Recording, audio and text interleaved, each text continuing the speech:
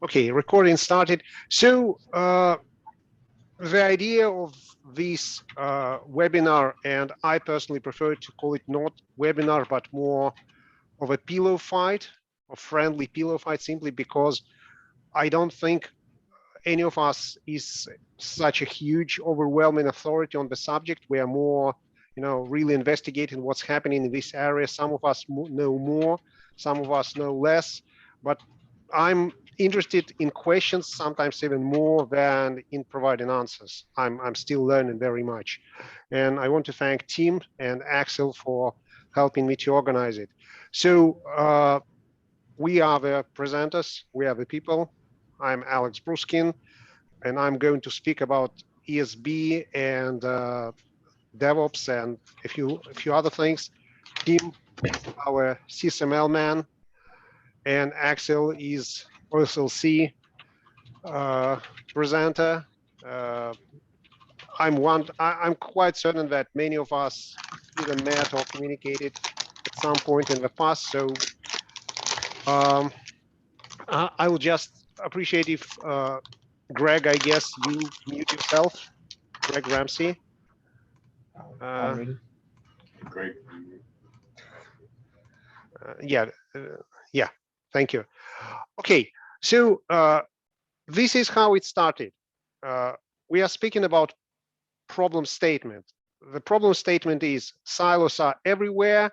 I personally remember working with companies which had really hundreds of systems, some of them more advanced, really consolidated it like, I don't know, let's say 30, 50 systems, but still it's quite a lot, and there is no data exchange, or there is ad hoc data exchange. There is a huge problem communicating with suppliers and other OEMs.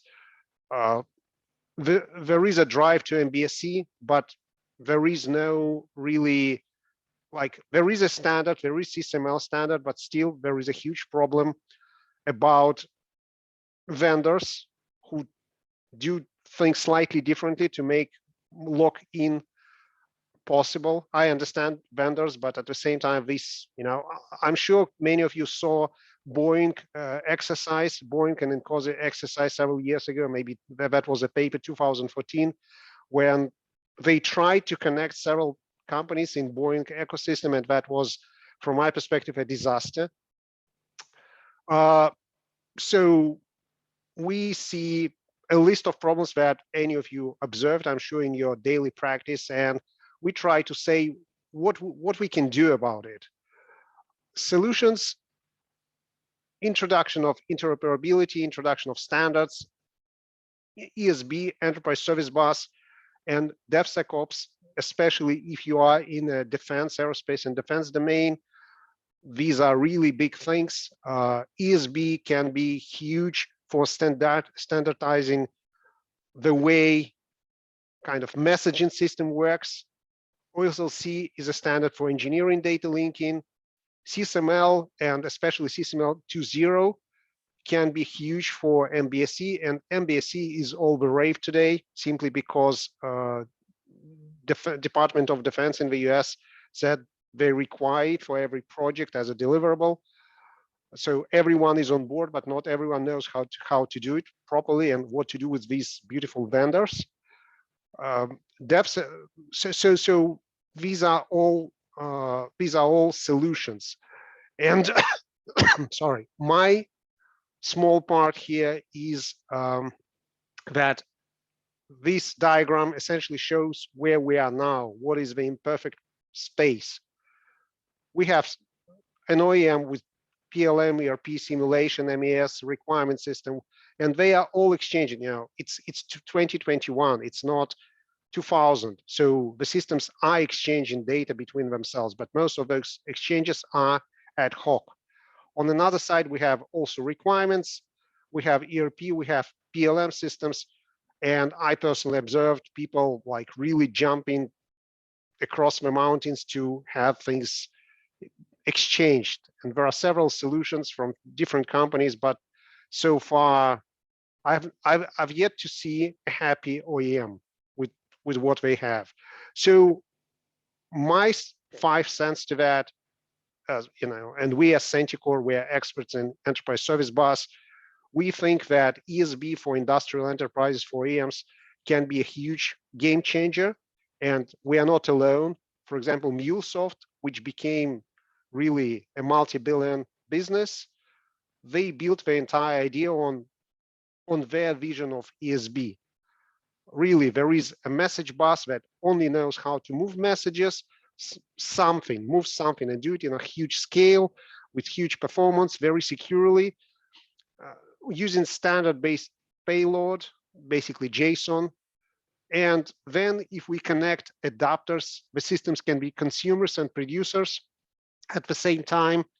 And this looks, this looks as a great framework for exchanging data inside the company or with even outside the company, simply because it's a very standardized environment. You are forced to do things in a standard way, then it's much easier to support the entire picture. We are personally not very much in favor of MuleSoft, simply because it costs too much, in our opinion. There are better, maybe not better functionally, but much cheaper solution like Apache Camel, going with a Kafka, going with RabbitMQ, going essentially with open source, achieving more or less the same results on, I don't know, 10% or 20% of the costs. And the last slide for me is DevSecOps. Every single software company right now is doing DevOps, but manufacturing company, engineering OEMs were relatively late to the game, simply because they are used to mechanical engineering, they're used to electrical engineering, okay, fluids, but not software. And software is eating them. They don't know what to do with it. I'm certainly oversimplifying, but still, many companies are confused. And we personally have experience demonstrating that DevOps works for these companies too. There is a very clear process, and it's demonstrated across many companies that DevOps, DevSecOps can be a huge game changer for engineering enterprises, for manufacturing enterprises. Starting from changes, going through QA, through deployments, and there is a huge thing that I cannot recommend highly enough. It's a combination of Docker and Selenium for testing, automated testing of web-based applications, and there are different variations of that even for mobile devices. But still, this combination, what you see here on this slide, I think it's a huge game changer for anyone who wants to play the game. I am done with my slides. I don't know if it makes sense for you to ask questions, or we just, I just switch to Tim.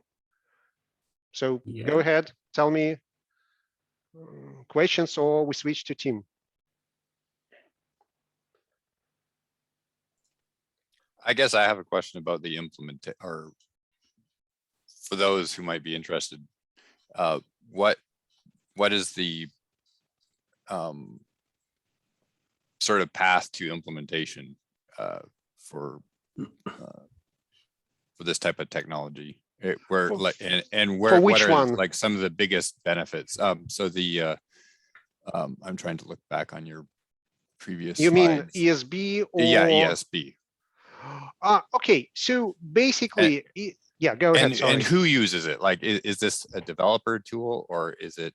Or oh no. Just think of that. You have a PLM system, right? And the classic example: a PLM system and ERP system. They exchange certain data. Let's say BOM, bill of materials, right? Right. Yeah. And PLM sends a certain package in one direction. Sometimes ERP sends a similar package in another direction. But what if you want to connect, to use that package in MES? Maybe the same package, maybe slightly modified package. What people do these days, they simply create another system, like full entire system. What happens? You generate a JSON. You generate a certain package inside your PLM system, a JSON. Then how you are sending it to MES or even to ERP. You are sending it, you are saving it to a folder, or you are uploading it to FTP, or you have REST API somewhere, but you have to implement this entire chain. So what ESB does for you, it creates a standard infrastructure. You don't have to think. This system knows to take your JSON in one place and deliver it to the system that is allowed to take it, ERP system or MES system or both of them. And then this message expires automatically. So you don't have to do notifications. You don't have to implement huge amount of mechanisms that you are implementing right now with your ad hoc systems. Essentially, it's a standardizing, like the best example is airport. You put your luggage on the transporter, luggage transporter, and it goes away. Then it goes to some place in an absolutely standard manner. No one thinks about it because the system automatically scans it and it knows where to go, which airport to go, and so on. So this is the same system. The ad hoc element reserved only for the adapter. You know, there is no choice. You have to work with adapter. You have to generate these JSON according to PLM specifics or to MES specifics or to ERP specifics. But that kind of special thing is maybe 5% of the entire kind of infrastructure. That's the idea. I hope I can give another example if you want, just, Yeah, but is this something that already exists as something? Yes, that you, absolutely. Like, yeah, absolutely. Like, these things exist. Like MuleSoft, just look at, MuleSoft is one of the biggest. Okay, so these are the examples down below. Okay. Yes, these are the examples. MuleSoft is a company that has their version of ESB. And the only reason I personally, and we as a company don't like MuleSoft, they have huge amount of success stories there on their website. The only reason we don't like them, they are too expensive. They're expensive as a software and they're expensive in terms of human resources. To get a certified MuleSoft person, I mean, it's, because I'm recording this, I'm not going to say how expensive it is. It's much better to use open source tools these tools deliver the same thing, maybe without some special polish, but they deliver the same thing on a penny, both in terms of the software costs and in terms of the cost of resource. Well, like hundreds of people who know Apache Camel versus one person who knows MuleSoft in the US. This is Axel. On this slide, I see that Kafka is mentioned, and I just wanted to mention the example that in our everyday lives, when we receive push notifications on our phone, very often these notifications were actually submitted through this kind of message bus architecture or event streaming architecture.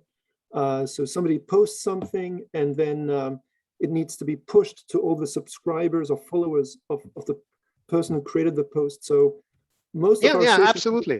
We all use this already. Yeah, absolutely. So the difference, for example, between Apache Camel and Kafka is that Apache Camel is layer up compared to Kafka. Kafka knows how to deliver message from one place to another, but Apache Camel has more than, I don't remember, 50 plus standard adapters, HTML, HTTPS, FTP. Really, there are hundreds of ready-made adapters that you can immediately attach to your system. So you don't have to write another 50 servers. But Kafka is absolutely legitimate way to do these things if you want to get your hands a little bit dirty, but have more flexibility. Absolutely. And it's also open source, so you don't have to pay some unreasonable money.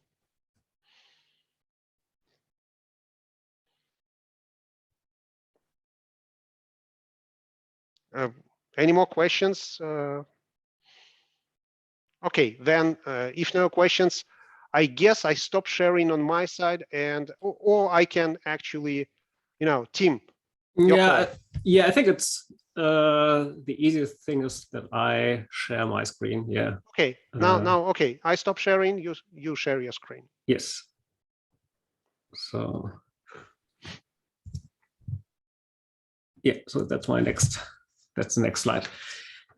Yeah, different topic, but also important in the context of MBSE interoperability. So let's have a look on the systems modeling language, the SysML, which is not specific for interoperability, but it also plays a role in that landscape.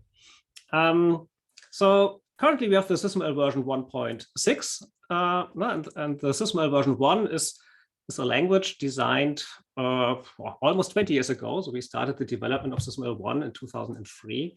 And the purpose of this language is to provide simple but powerful constructs for modeling a wide range of systems engineering problems. And currently we are heading for the next generation, the SysML v2. It's currently under development, but will be published in the next, depends, 1 to 3 years or so. 1, 2 or 3 years. And the purpose of this language now is to facilitate model-based systems engineering approach to engineer systems. So it's much more mature, and it's also designed for, of course, for the challenges we have today and probably in the future, like the digital twin, digital thread, and all these stuff. So it's a lot more about managing the engineering data than SysML v1 20 years ago.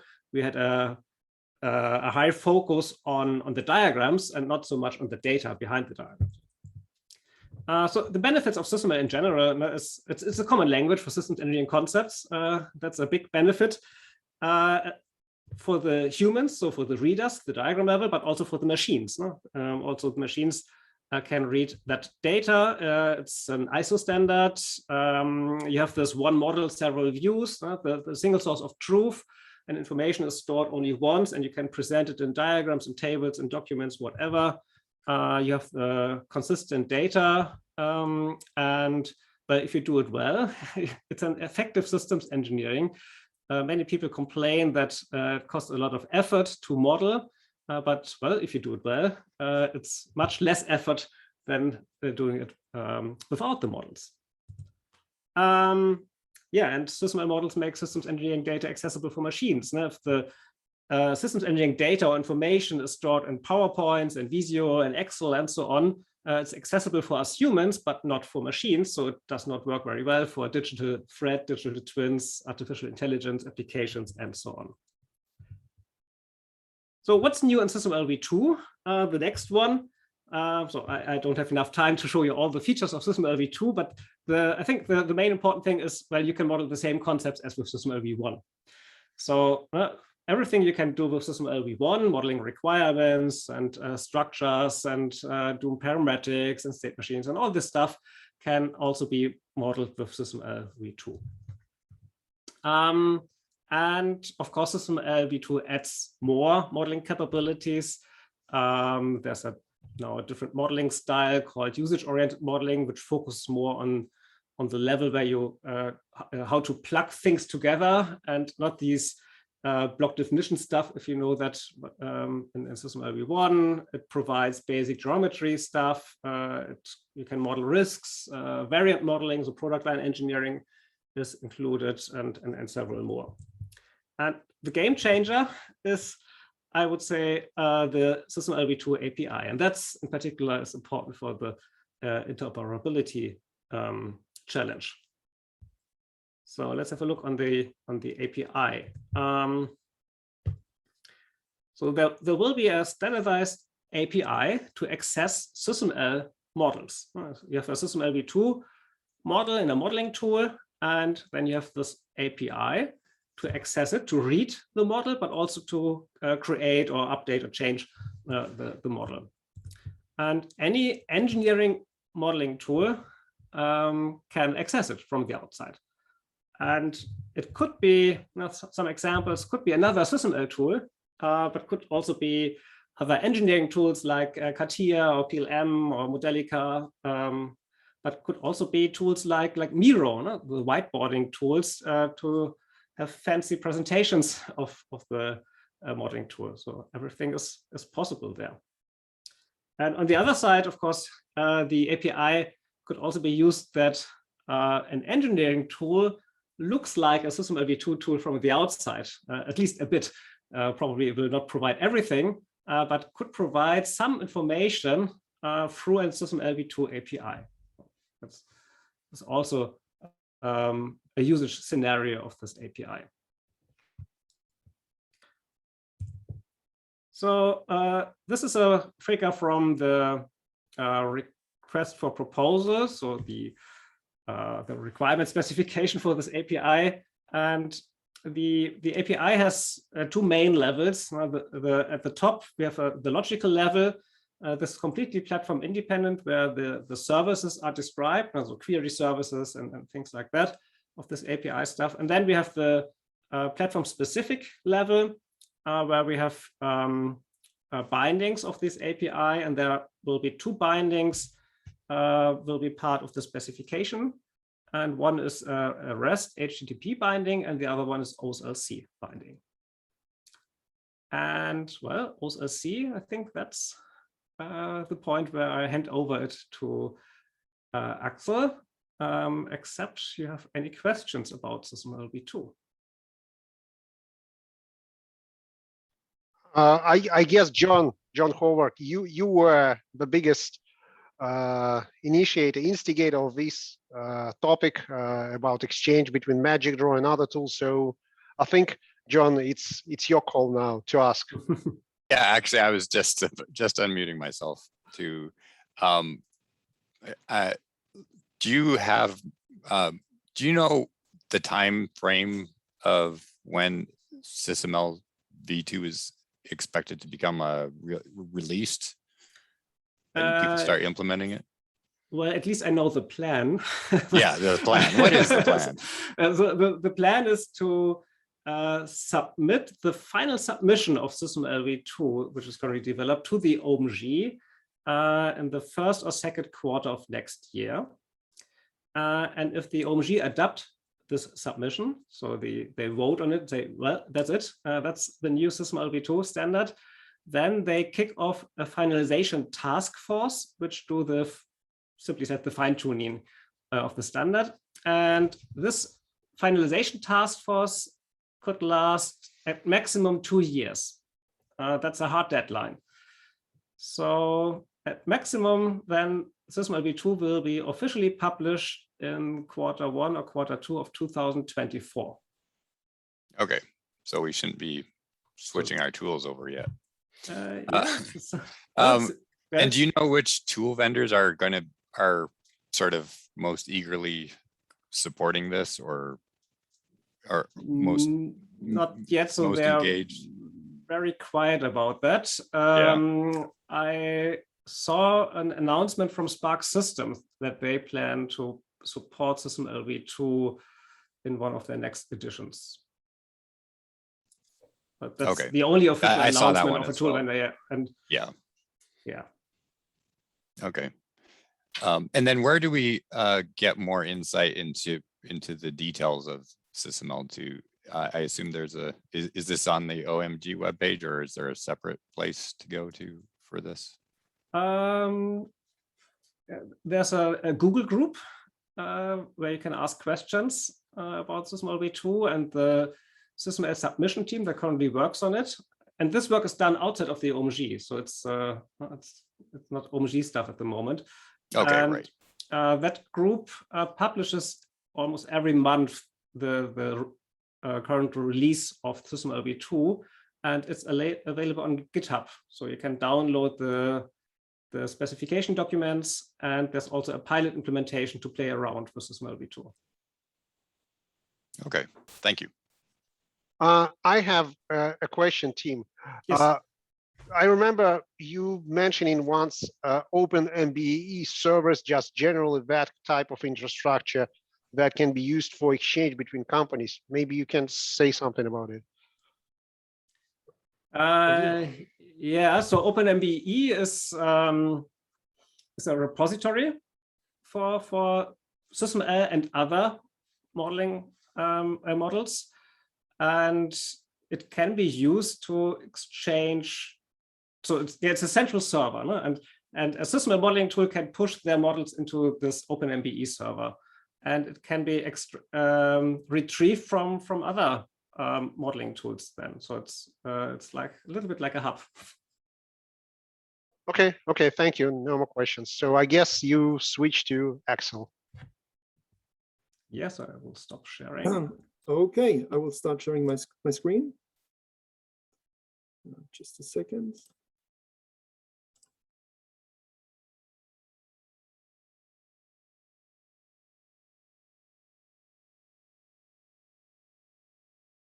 Still loading here. We'll get there. I think my computer is a bit slow this morning. Sorry.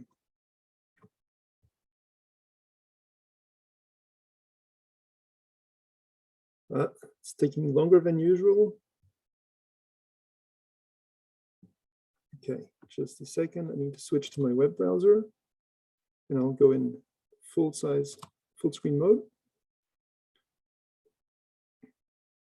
So I will give you a very brief introduction to OSLC, which stands for Open Services for Lifecycle Collaboration. It's a way to create APIs so that engineers can create links that cross the boundaries of applications, and so that you can ultimately create links crossing across applications and engineering disciplines, and ideally achieve traceability really across the entire product lifecycle. I have here a few examples of some links here on the right, going from a requirement to a test case, a simulation model, 3D model, and other simulation models, and ultimately also to possibly simulation results or IoT data. Achieving traceability has many benefits, especially for impact analysis, root cause analysis, change management, and many other scenarios. It's actually important when you're an organization using hundreds of different software applications to describe or simulate hundreds of different aspects of your system, to not rely on just one central application or one central, I would say, modeling language to capture these dependencies. Traditionally, what has been done is that these links were created in one central application, in your PLM solution or ALM solution, or maybe in an MBSE solution. But the problem is that these solutions often end up being a bottleneck because these solutions often don't support open standards. Many vendors are interested in achieving vendor lock-in, and their strategy is to be the center of the universe. And then they do offer some integrations, but they also block other integrations. So what we've seen until now, and this effort to adopt a centralized integration strategy has been now pursued for decades. In the engineering domain, we've seen that it doesn't scale. Okay. A different approach would be to allow the engineers to create links in the applications that they're familiar with, so that a requirements engineer, he can create these links within his familiar requirements management application. He doesn't need to switch to a PLM application. He can just stay within his familiar application to create these links that then are between the artifacts that he's familiar with and artifacts in a different application. If you allow engineers to create links from wherever they are, you achieve basically, you allow the link creation to be distributed. And this is very similar to how, for example, the World Wide Web is structured. You have a distributed creation of web pages and links by different web admins, web content creators, and the web is the perfect example of a scalable architecture. The web is not based on one central service. Obviously, to analyze the web, to perform search on the web, yes, we need a centralized service like Google, for example. So I'm not saying that we need to distribute everything, but these links that we're talking about, these links to achieve traceability in engineering, it is, I think, extremely important that they can be created in a distributed way. Then later they can be analyzed through some centralized services, because you can access these links and save them in different databases, different applications. It's extremely important to decouple the link creation from the link storage or link analysis capabilities, so that the same link can be analyzed and reused for multiple purposes, either for a search engine or for graph queries or for visualization, etc. So I often get asked, where do these links get saved? Well, they don't necessarily get saved in the application where they were created in. They can be, but they can also be saved at the same time in other solutions. Another aspect is that APIs, so if you're not familiar with the term API, it stands for Application Programming Interface. It's basically you can think of it as a door that programmers use to access data within an application. And that API typically adopts the closed world assumption. It doesn't allow the API clients to perform unexpected modifications to the data. So for example, if we want to add a new kind of link that has a new link type, and we want to say, this requirement now should be linked to a certain test case, and we want to use a validated by link type. So it's basically here on the left, just one extra property with a property value. To add just this little line, many APIs will just tell you, no, it's not possible, because this modification was not defined as a valid operation. When it comes to creating links, we want to have that flexibility. We want to be able to go beyond the initial closed world APIs, and we want to be able to add these additional ad hoc links whenever we want. Obviously, we want to prevent chaos, so even in adding these additional ad hoc links, we can follow some centrally defined rules, like only certain link types can be used between certain artifacts. But in order to support this capability to provide, to allow API clients to add ad hoc additional links to API resources, we need an open world assumption API. And that's what OSLC is. It allows more freedom to API clients to create these links. Unfortunately, this idea of an open world assumption API is I think still very new, but it's critical if we want to connect data across applications.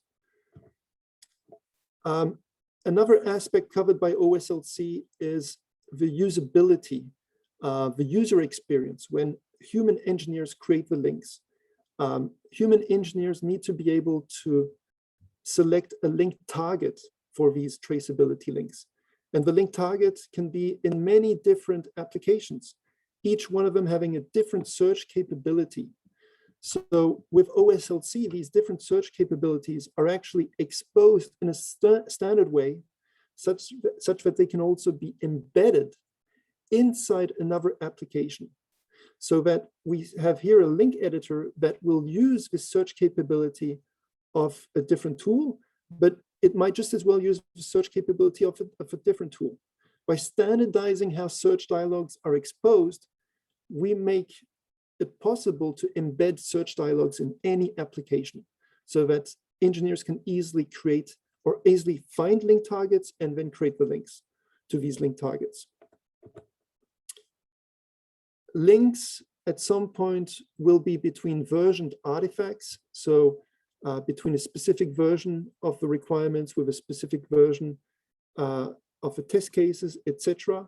So it's important to be able to define a global context in which we say, okay, in this context, we're considering the requirements in this version and the test cases in this version. And you want to avoid defining links for every individual context. So with OSLC, the idea is that you define the link once, a single time, and then you can create as many global contexts as you want to define which versions of the artifacts are actually linked. You might have the same link actually be used in multiple contexts. So I think OSLC is really, I would say, opening up the door to a new integration paradigm, one that is not centralized, but distributed, in the sense that these trace links, this is a fundamental building block to achieve traceability and to achieve that integration. These links can be created in a distributed way, and they can be saved in multiple different solutions so that we can then have additional analysis capabilities for these links. So this decoupling also of link creation and link storage is very important. Having APIs that support the open world assumption is also very useful.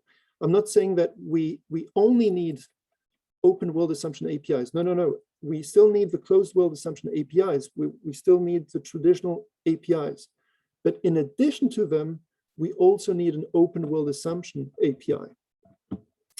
So that's it. I think that's my quick introduction to OSLC. I didn't go into technology specific details, but I hope that you still saw the value in OSLC. That's it. So questions to Axel? That was informative. Do you have, is there like for those of us who are interested in exploring OSLC further, do you have good recommendation on like getting started with OSLC web page or something along those lines? So yeah, there is a forum, there's a Slack workspace. I would recommend just joining the Slack workspace and asking that question there. I have to admit that I haven't implemented OSLC APIs for quite some time. My colleagues, they do this all the time. You have also, depending on the programming language that you want to use, different frameworks. In the past, OSLC APIs were, at least the open source implementations were only available in Java. Now you have the option of using Python. And there's even one implementation in JavaScript. So depending on the preference of your developers, you might try to start off with a different framework to implement them. It's the thing is, OSLC was, well, initially IBM adopted it. Then it was released as an open source initiative, open to anybody. But IBM was still actively promoting OSLC, and so there were resources from IBM to manage the community, to create additional documentation, etc. I have to admit that the OSLC community, since IBM drew back actually from their involvement in OSLC, the OSLC community is relatively small, so. You might find documentation that is maybe outdated. So the OSLC is, I would say, still in its early days. It's been adopted by quite a few vendors actually, but when you look at the community, I think it should be much larger than it is right now. Yeah.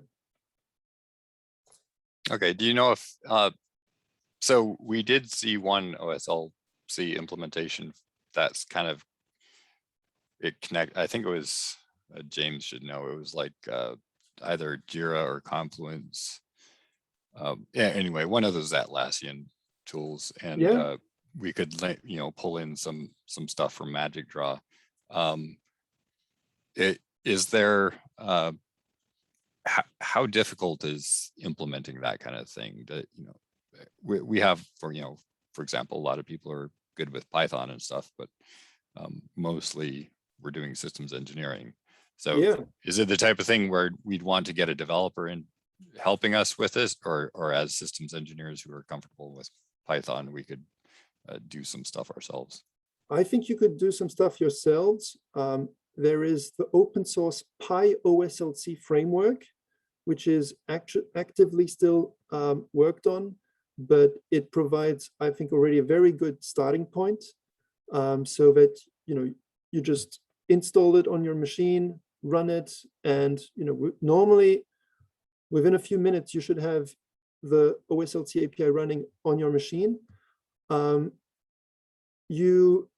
What I think where the implementation of an OSLC API can become a bit tricky is when you want to embed a link editor, for example, inside an application.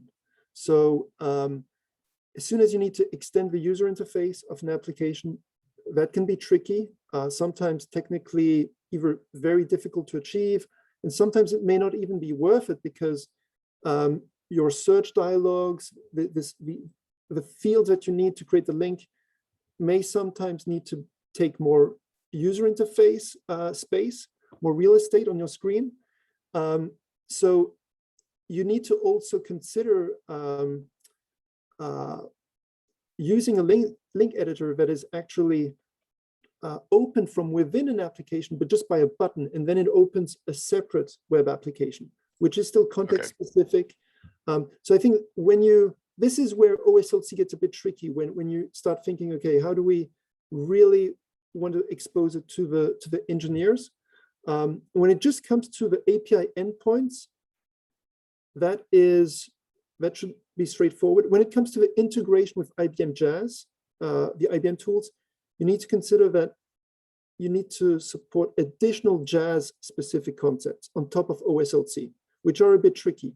So yes, some tools support OSLC, but then they add their own layer of stuff, and you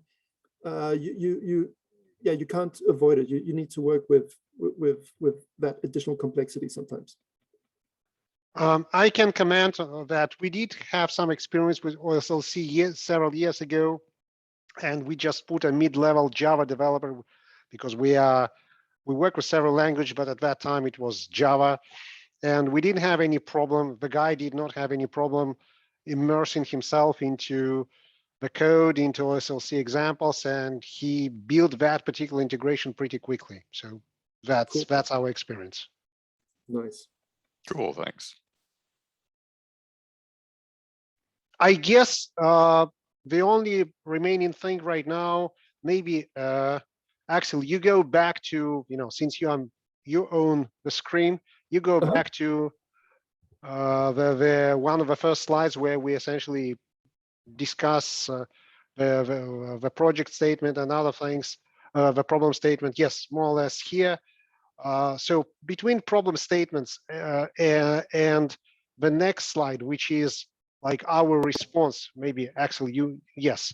So between these two slides, I'm wondering if any of the audience have questions.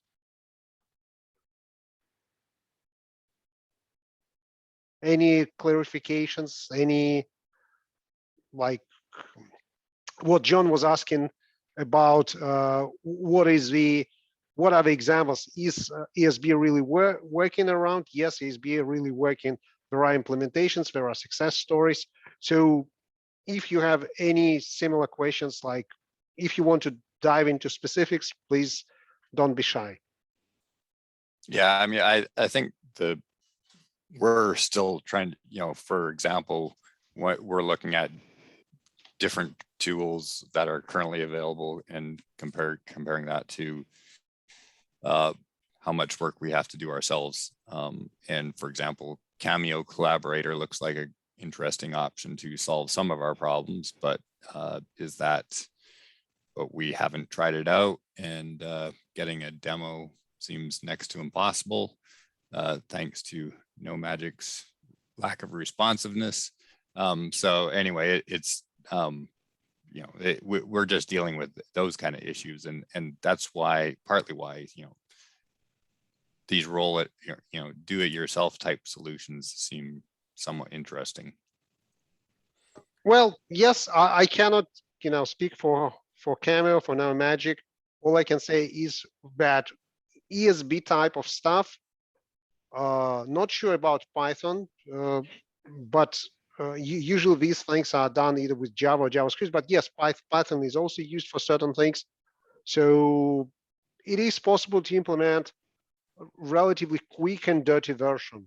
It is possible to do it relatively cheap, and there are quite a lot of examples. DevOps, I'm speaking for our experience. Also, it's a huge game changer, and all you need is someone to guide you, and then your people pick it up pretty quickly. Containers can really change your life.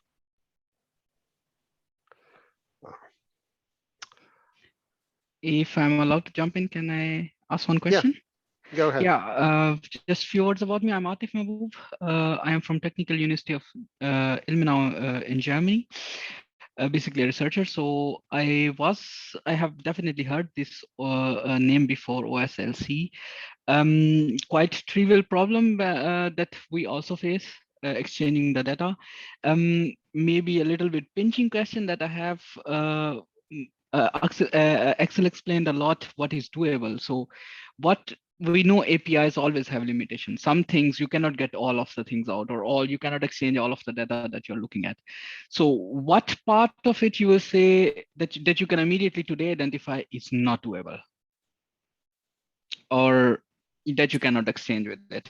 So you can think of the OSLC API as an additional layer on top of the native API of a specific application.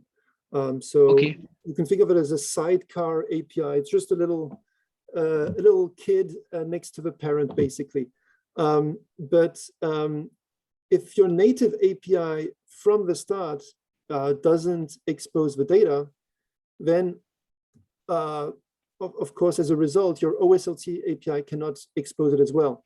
So I understand. Okay. Yeah. Actually, I missed it. Okay, I understand. So it's not directly accessing the data. It is the first access is to the native API, and then it is taking the data from the native API. In general, yes. I mean, if we're talking about a database as a data source where you might possibly have access to a SQL query endpoint, that's maybe different, but then basically it would be SQL, your interface, your native API in that sense. Yeah. So there's always some kind of native API. All right, I understand. All right. Thank you very much. Sure, you're welcome. Okay, so any more question? 1, 2, 3, or we are essentially done. And I want to thank John Howard for more question, if I can, if we have time. Yeah, go ahead. This question of mine is addressed to Tim regarding SysML 2.0. I'm like one of those SysML enthusiasts. My PhD work was also on SysML, etc. So I've been quite looking for this 2.0 solution. So my question, like you mentioned some keywords, focal keywords like linking the geometry and having variants.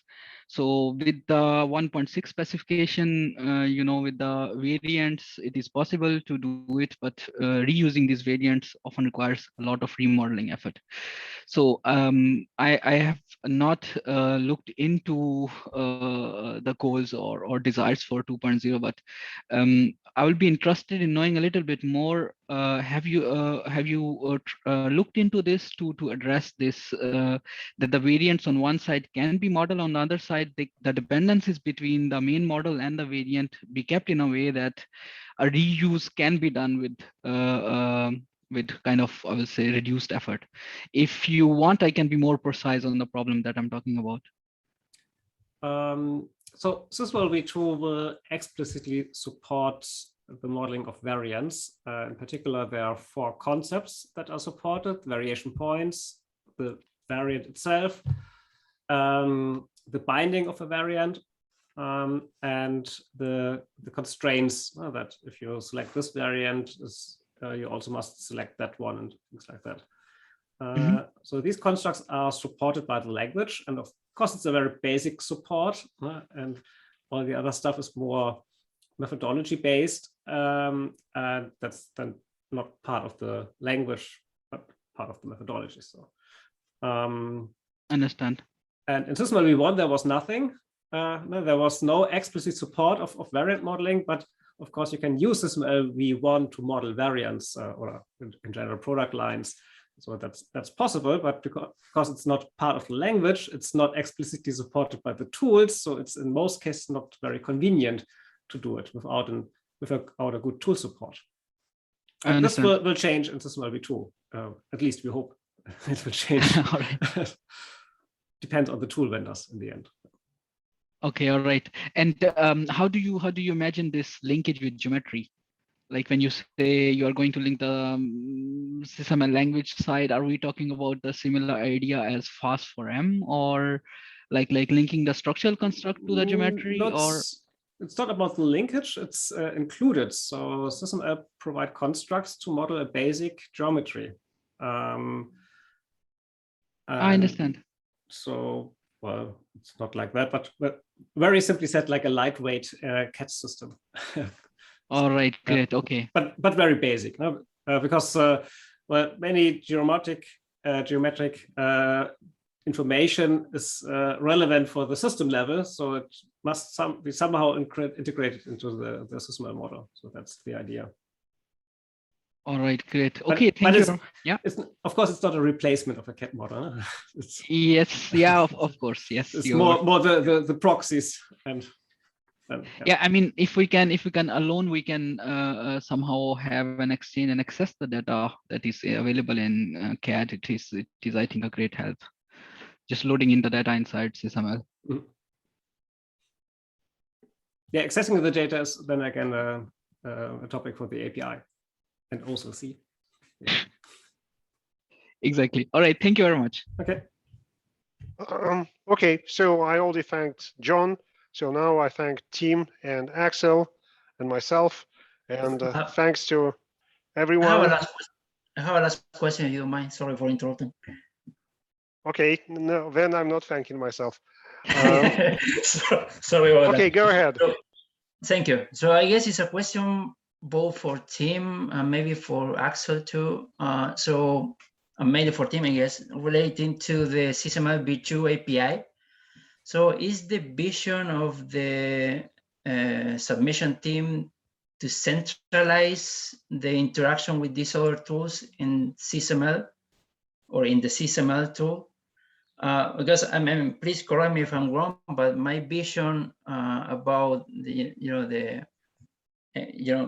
referring to the practical guide to SysML again. The presentation of the integration chapter in that book is like sort of the SysML model controlling or leading the interaction with these other tools. Is that still the vision? Is that what the API will allow to do, or I'm getting it wrong? No, yeah.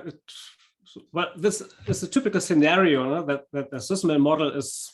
So the backbone of everything, because it's the high level system description, and all other more specific engineering models more or less depends on it a bit. So and then you need a kind of an API to connect those information. So it enables such a scenario, but it's not the explicit purpose of this API. Okay. I was trying to make a parallel with the OSLC, and I guess what Axel was talking about with OSLC is a more decentralized way to manage the interaction between the tools. For a while, I saw that SysML was trying to do that, so that's maybe what I was trying to check. You know, in the case of OSLC, is sort of an API. Sorry for my non-software language, but sort of an API controlling the other APIs and the interoperability between them. For a while, I saw that was what the SysML v2 was trying to achieve with their API. But basically, in the OSLC context, the SysML tool with this API will be another tool for OSLC. Is that a fair statement? I can't speak for the I can't speak for the current state of the SysML v2 working group. I actually was leading that SysML v2 API working group back in 2016, and I was pushing for OSLC concepts, also in the technology independent ones. But the feedback that I got at that time was against, OSLC. It was more like, let's keep it simple, just REST, plain old simple REST.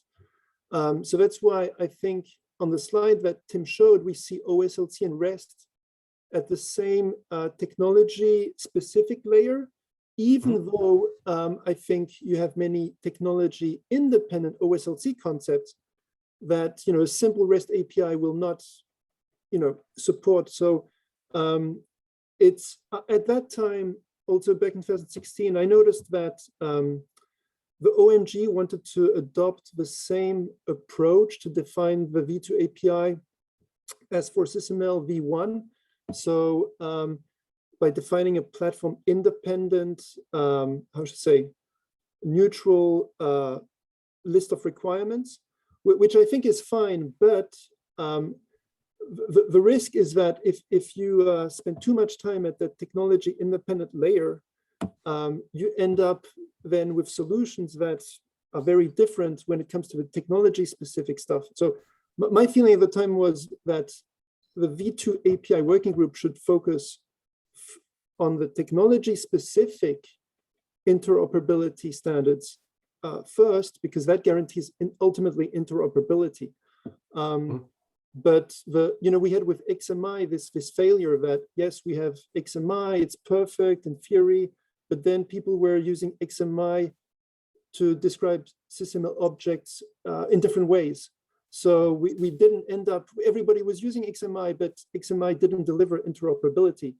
So yeah, I'm sorry if I'm a bit critical there, but I would hope that we don't repeat the same mistakes with V2 than with V1. Yeah. Yeah. So currently the group that works on the SysML v2 API, I'm not involved in that, but they have a focus on the implementation stuff. So currently there are two implementations of the API. One is the REST API implementation, and the other one is OSLC. Okay. But in the specification document, then it's clearly separated: the platform independent part of the API and the platform specific part of the API. Yeah, I'm actually familiar with the person working on the OSLC API on that implementation. I think it's Jad or Jim. So, Jim Emstein is. Yeah. Yeah. And so all SysML elements in that OSLC API are exposed as architecture elements. So just as very, generic objects, which I think is very,